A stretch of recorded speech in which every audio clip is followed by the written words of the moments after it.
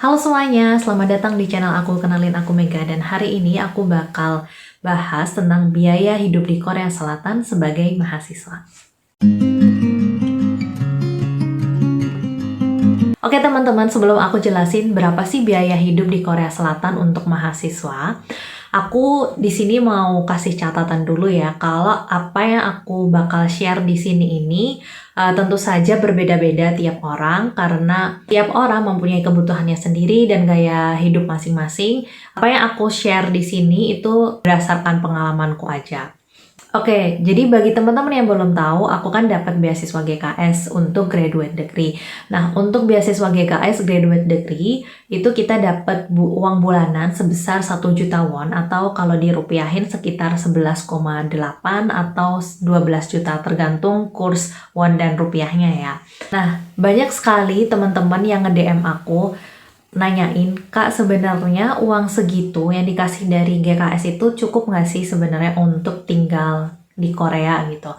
Jadi kayak apakah itu sudah mengcover biaya hidup kita sehari-hari, biaya kosan atau kayak asrama dan biaya lain-lainnya. Nah, hari ini aku bakal bahas tentang itu. Nah, sebenarnya untuk aku sendiri uang 1 juta itu cukup, tapi dengan beberapa catatan ya. Kalau kita tinggal di asrama kampus, biasanya asrama kampus itu murah. Jadi uangnya itu cukup.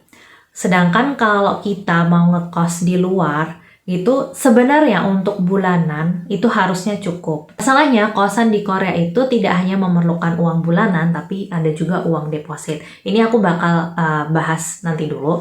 Jadi untuk beasiswa GKS itu setahun kita sekolah bahasa Korea dulu, baru nanti setelah setahun berlalu itu kita akan ambil program degree-nya, baik undergraduate maupun graduate. Nah, tentunya untuk biaya hidup itu tergantung kota masing-masing ya. Kalau misal kayak di Seoul itu pasti tentunya relatif lebih mahal daripada kalau kita kuliahnya di daerah gitu. Saat ini aku lagi tinggal di kota Asan. Itu kota Asan itu sekitar 1,5 jaman kalau naik mobil dari Seoul. Jadi itu tuh sebenarnya nggak terlalu jauh, dan kota Asan ini tuh kota suburban di sekitar Seoul. Jadi ibaratnya kalau di Indonesia bisa dibilang ini tuh kayak Jabodetabek lah. Jadi tempat aku ini mungkin bisa dibilang kayak Bogornya kalau di Indonesia. Nah, tentunya di kota ini itu lumayan mahal, tapi tidak semahal Seoul. Nah, untuk asramanya sendiri itu aku per bulannya bayar 200.000. Tapi kemarin aku per 1 Maret 2022 itu aku memutuskan untuk keluar asrama. Itu mungkin aku akan bahas sendiri kenapa aku akhirnya mutusin untuk keluar dari asrama. Tapi nggak di video ini. Nah, anyway, aku kan sekarang ngekos. Ini kosan aku. Kalau mungkin kalian notice kan background tempat aku ini udah berubah ya kan. Dulu kalau ada rak-raknya, ada lemari-lemari, ini cuma dinding doang. Karena ini aku emang udah pindah ke kosan.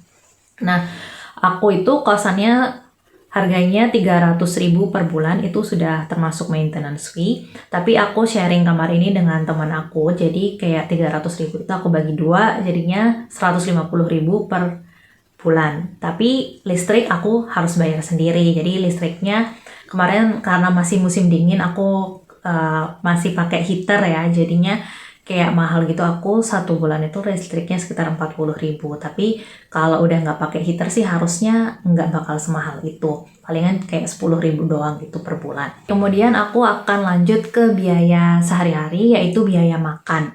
Untuk biaya makan ini tentunya di setiap daerah berbeda-beda.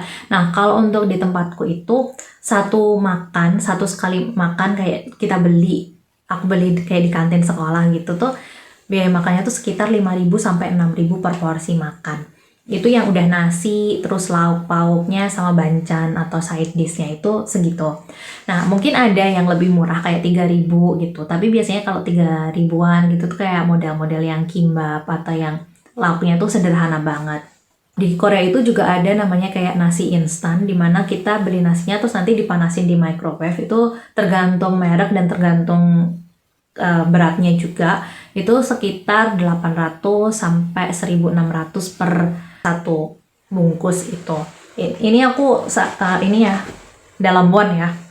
Biasanya sih aku untuk makan kayak sehari gitu pas aku dulu di asrama, sebenarnya di asrama tuh ada dapur, tapi karena COVID kemarin itu dapurnya ditutup, jadi kita susah untuk masak. Jadinya aku tuh palingan kalau sekali makan 6.000 gitu ya, 5.000 atau 6.000, terus kita 3 kali makan, makannya kayak gitu. Jadi sehari 15.000 buat aku itu terlalu mahal dan kayak bakal terlalu makan banyak uang gitu loh untuk makan doang gitu. Jadi aku siasatinnya itu palingan tuh dalam sehari aku makan yang kayak gitu, yang kali makan 5.000 atau 6.000 itu tuh cuma satu kali. Paling paginya tuh kayak aku makan yogurt, sereal, atau mungkin nasi instan terus pakai telur gitu, atau pakai yang lainnya, jadi yang lebih murah gitu loh. Kan tadi kayak telur yang nasi instan tadi kan kayak cuma 1.200 atau mungkin 800, tergantung yang murah yang mana gitu kayak aku beli. Terus lauknya paling juga kayak ibaratnya mungkin 2.000 udah lauk, misalnya kayak telur gitu kan. Atau yang lainnya yang mungkin aku beli lauk-laukan, jadi aku beli lauk-laukan yang bisa disimpan di kulkas di pasar gitu, jadi entah ikan teri, tahu, atau telur, atau mungkin sayur-sayuran, jadi bisa hemat gitu. Mungkin kayak sehari untuk makan bisa dibajetin 7.000 atau 8.000, jadi nggak sampai yang 15.000. Kalau 15.000 terlalu mahal bagi aku, kayaknya sementok-mentoknya 10.000 lah untuk sehari. Tapi ya gitu sih. Nah, tapi karena sekarang aku udah ngekos, jadi tiap hari aku udah masak sendiri sih. Paling jarang-jarang aja makan di luar. Jadi lebih hemat.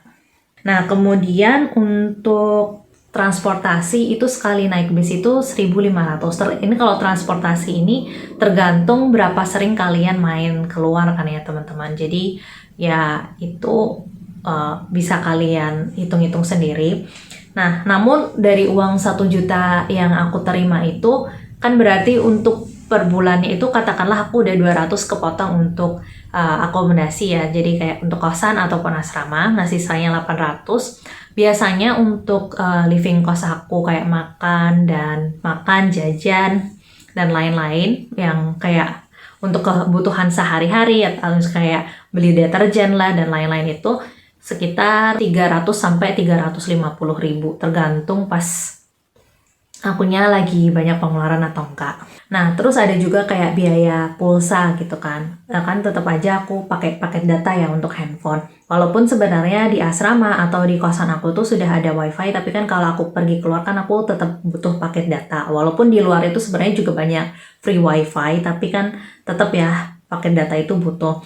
Nah, paket data di Korea itu tuh ada 4 provider, ada SK Telecom, KT, sama LG U+.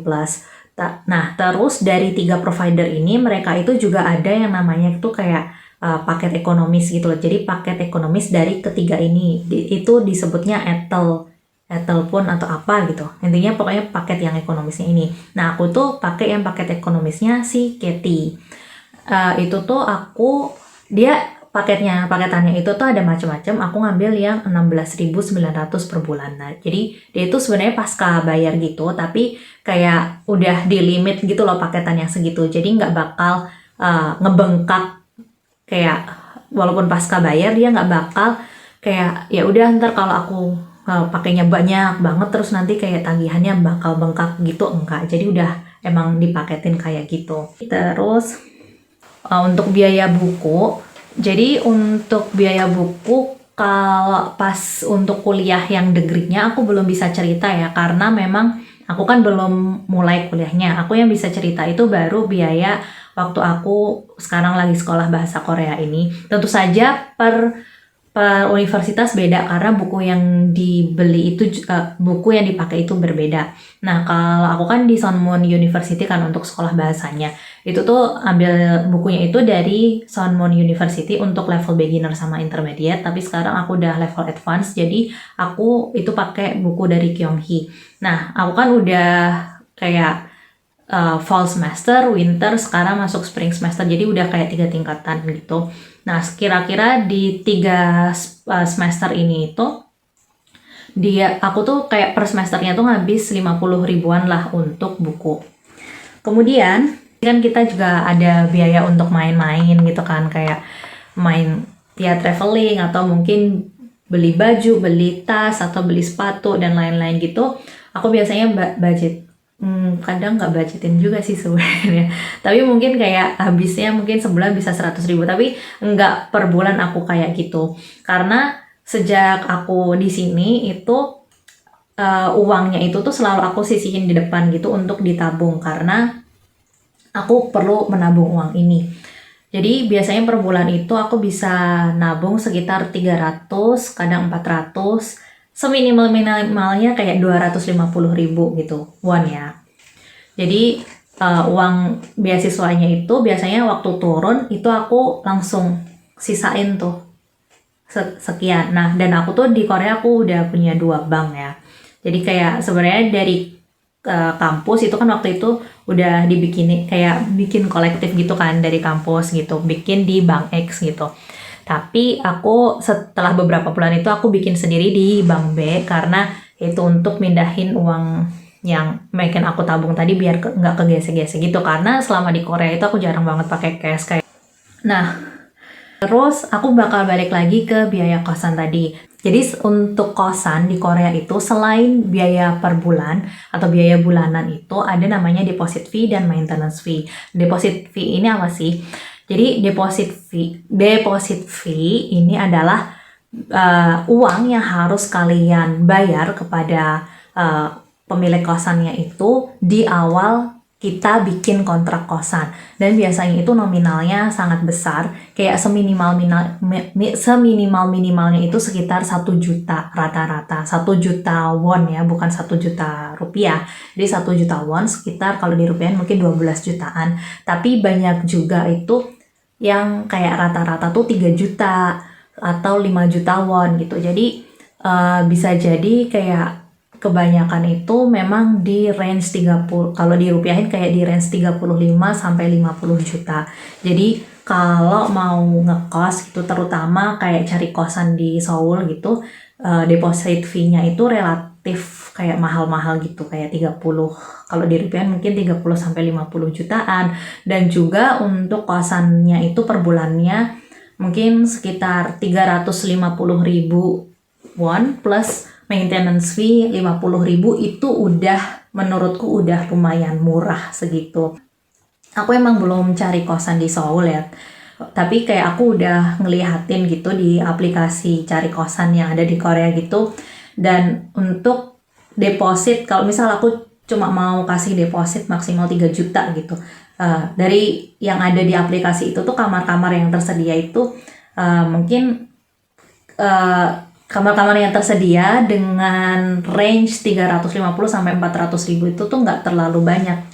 Jadi kalau kayak kalau kalian mau kos di Korea gitu, itu selain biaya bulanan tadi harus mikirin biaya deposit tadi. Jadi kayak jaga-jaga harus sedia beberapa puluh juta gitulah untuk deposit ini, karena kan kita nggak tahu bakal dapat deposit yang berapa, walaupun emang sih ada deposit yang murah.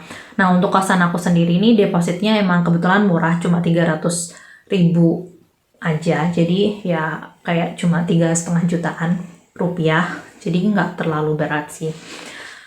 Tapi balik lagi, ini bukan di Seoul dan memang ini special case. Kalau di daerah sekitar sini sebenarnya tuh minimal depositnya sekitar 1 juta. Nah, mungkin karena ini bangunannya udah nggak terlalu baru ya, jadi memang nggak terlalu mahal. Satu lagi, uang deposit yang kita bayarkan di awal ketika kita bikin kontrak kosan, itu pada akhirnya ketika kita keluar kosan, uang itu akan dikembalikan. Namun, tentu saja ada syarat-syaratnya, seperti kosan yang kita tinggalkan itu tuh masih dalam keadaan baik. Jadi kayak kita itu nggak ngerusakin fasilitas-fasilitas yang ada di kosan itu. Jadi kalau kita nggak ngerusakin, harusnya tidak akan didedak uang deposit kita. Terus kayak misal kita bulanannya terus-terusan bayar, kayak selalu lancar gitu bayarnya. Jadi kayak sebenarnya uang deposit itu tuh kayak uang jaminan untuk si pemilik kosan, kalau saja misal kita ada kesulitan keuangan gitu. Jadi kayak misal kita tetap tinggal di situ tapi bulan depan ternyata nggak bisa bayar kosan, nah uangnya itu tuh bakal didedak dari deposit itu. Atau juga kalau misal kita ngerusakin sesuatu di kosan gitu, bisa aja uangnya itu juga didedak dari deposit itu. Kayaknya setahu aku tuh kayak gitu. Nah, terus juga untuk kosan ini tuh biasanya kita bikin kontraknya itu sama budongsan atau realtor atau kayak agensi perumahan gitu. Karena memang itu kan berhubungan dengan kontrak-kontrak ya. Jadi saran aku nanti kalau teman-teman ada yang mau ngekos itu memang lewat budongsan ini. Nah, kalau aku sendiri ngekos di sini itu aku nggak lewat budongsan karena temanku itu udah ngekos di sini di lantai 1 dan waktu itu aku dapat info dari dia kalau di kosan ini ada 2 kamar kosong dan aku butuh, ya udah aku langsung ke sini dan aku udah tahu kosannya kayak gimana, terus harganya berapa, ya udah aku langsung tanda tangan kontraknya aja. Dan pun juga deposit fee-nya untuk kosan ini kan nggak terlalu mahal ya, jadi tidak terlalu beresiko. Tapi tentunya kalau untuk kosan yang depositnya kayak kalau dirupiahin jadi puluhan juta, itu tentunya kita harus hati-hati, harus benar-benar baca kontraknya dengan baik, karena kalau kontraknya ada yang nggak benar, bisa aja nanti uang deposit kita yang kita udah kasih ke pemilik rumahnya itu bisa aja nggak balik kan sayang. Nah, jadi kesimpulannya teman-teman, sebenarnya uang 1 juta tadi harusnya cukup ya untuk mengcover kebutuhan biaya hidup kita di Korea, tapi mungkin kalau kita mau ngekos itu tentu saja akan sangat mepet, jadi mungkin kita harus juga punya sumber keuangan lainnya, entah memang kita sudah punya tabungan dari Indonesia, ataupun kita kerja part-time, ataupun kerja freelance, dan lain sebagainya. Nah, kalau untuk deposit kosan, misal teman-teman dari Indonesia, kalau sekarang udah punya tabungan, dan pengen ngekos di Korea, dan bisa pakai uang tabungannya, ya alhamdulillah. Tapi kalau misal teman-teman kayaknya uang deposit kayak tabungannya itu nggak terlalu banyak, jadi nanti kalau misal butuh uang deposit yang berpuluh-puluh juta gitu, mungkin bisa disiasatin dengan selama sekolah bahasa setahun ini teman-teman nabung gitu loh. Jadi kayak setiap teman-teman tiap bulan itu dapat uang bulanan, di awal itu tuh kalian itu langsung potong, misal kayak berapa ratus ribu harus masuk ke tabungan gitu, nggak boleh dipakai untuk makan, jalan-jalan, atau kebutuhan lainnya. Jadi bisa hemat dari situ.